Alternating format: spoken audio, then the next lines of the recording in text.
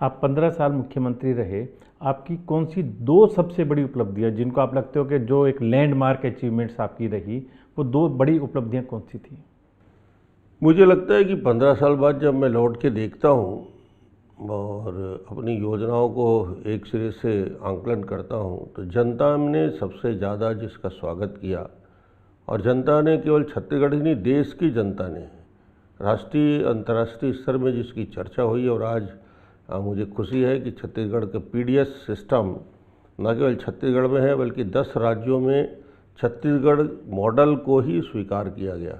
और छत्तीसगढ़ मॉडल ने ट्रांसपेरेंसी के साथ 70 लाख परिवारों को न केवल चावल की योजना हमने दिया 1 रुपये किलो, नमक उनको निःशुल्क दिया, ट्रैवल एरिया में चना की योजना दी, और ऐसा किया कि 70 लाख परिवार में से एक व्यक्ति भी नहीं बोल सकता इस 15 साल की यात्रा में कि उसे राइस नहीं मिला, उसको नमक नहीं मिला, उसको चना नहीं मिला, सही कीमत में नहीं मिला, सही टाइम में नहीं मिला।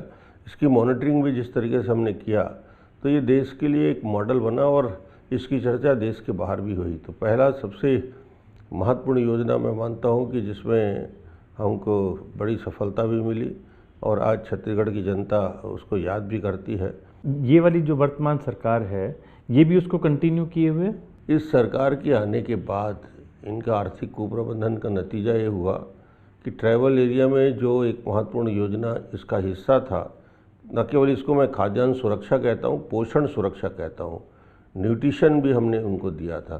तो इस बार सरकार के आते ही जो सबसे गलत कदम उठाया और जिसकी प्रतिक्रिया ट्रैवल एरिया में सबसे ज़्यादा हुई, इन्हें नमक की योजना और चना की योजना को बंद कर दिया। छत्तीसगढ़ में जो सबसे महत्वपूर्ण विषय है, जो छत्तीसगढ़ का यदि पूरे एरिया वाइज यदि देखा जाए, तो एजुकेशन के दृष्टि से हम काफ़ी पीछे थे। और उस एजुकेशन हब के रूप में बस्तर को हमने डेवलप किया। छत्तीसगढ़ में आईआईटी, आईएएम आया, छत्तीसगढ़ एनआईटी आया, नेशनल लॉ यूनिवर्सिटी आया, एम्स जैसे इंस्टीट्यूट आए।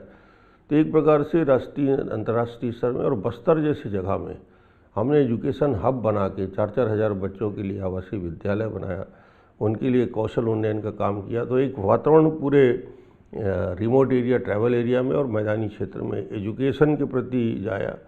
ट्रैवल बच्चे आज आईआईटी में सेलेक्ट हो रहे हैं, आईएएम में सेलेक्ट हो रहे हैं, एनआईटी में सेलेक्ट हो रहे हैं, डॉक्टर बन रहे हैं वहाँ के बच्चे। तो उनके लिए प्रयास के माध्यम से एक संस्था हमने बनाया जो ऐसे एरिया के बच्चों को, गरीब बच्चों को निःशुल्क कोचिंग भी देती, पढ़ाती भी है।